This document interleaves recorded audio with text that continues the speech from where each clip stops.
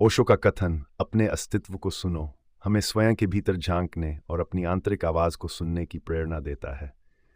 ये विचार हमें बाहरी दुनिया से हटकर अपनी आंतरिक चेतना, आत्म जागरूकता और सत्य के साथ जुड़ने का मार्ग सुझाता है। ओशो के अनुसार जीवन की सभी आवश्यक समझ, उत्तर और शांति हमारे अंदर ही होते हैं और हमें केवल उन्हें सुनने और समझने की जरूरत है। नंबर 1, अस्तित्व को सुनना क्यों आवश्यक है? ओशो का मानना है कि बाहरी दुनिया के शोर और भागदौड़ में हम अपनी आंतरिक आवाज को अनसुना कर देते हैं। बाहरी अपेक्षाओं, परंपराओं और समाज की धारणाओं से हमें इतनी प्रभावित होती है कि हम अपने सच्चे स्वरूप को खो देते हैं। अपने अस्तित्व को सुनना हमें खुद को समझने में मदद करता है और हमारे जीवन की दिशा को स्पष्ट करता है। नंबर 2, ध्यान का महत्व। अपने अस्तित्व को सुनने के लिए ओशो ध्यान को आवश्यक मानते हैं। ध्यान हमारे मन को शांत करता है और हमें अपनी आंतरिक आवाज सुनने का मौका देता है।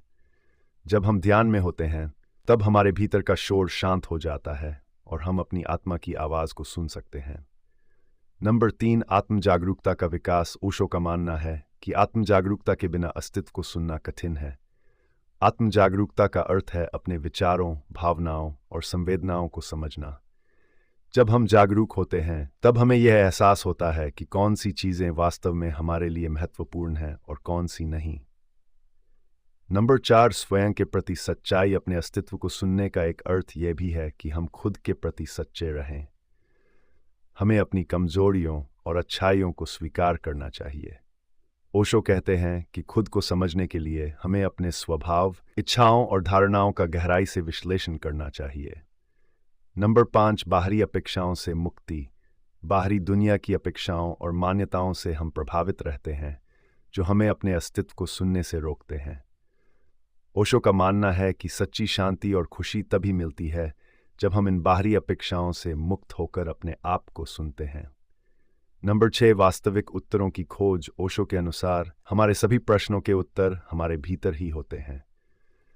लोग अक्सर बाहरी चीजों में समाधान ढूंढते हैं, लेकिन सच्चा समाधान हमारे अस्तित्व के भीतर है।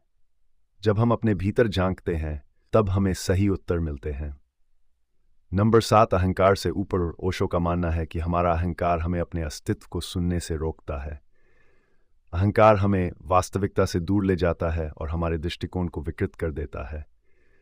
अपने अस्तित्व को सुनने के लिए अहंकार को त्यागना आवश्यक है। नंबर 8, शांति और आनंद की प्राप्ति। ओशो कहते हैं कि अपने अस्तित्व को सुनने से हम सच्ची शांति और आनंद को महसूस कर सकते हैं। जब हम खुद को सुनते हैं तब हम जीवन की वास्तविकता को समझने लगते हैं और बाहरी चीजों में सुख ढूंढने की बजाय अपने भीतर ही सुख का अनुभव करते हैं। नंबर 9, जीवन का मार्गदर्शन। अपने अस्तित्व को सुनना जीवन के मार्गदर्शन का सबसे अच्छा साधन है। ओशो मानते हैं कि जीवन में सही मार्ग का चुनाव करने के लिए बाहरी सलाह से अधिक अपनी आंतरिक आवाज का महत्व है। यह आंतरिक आवाज हमें सही दिशा दिखाती है।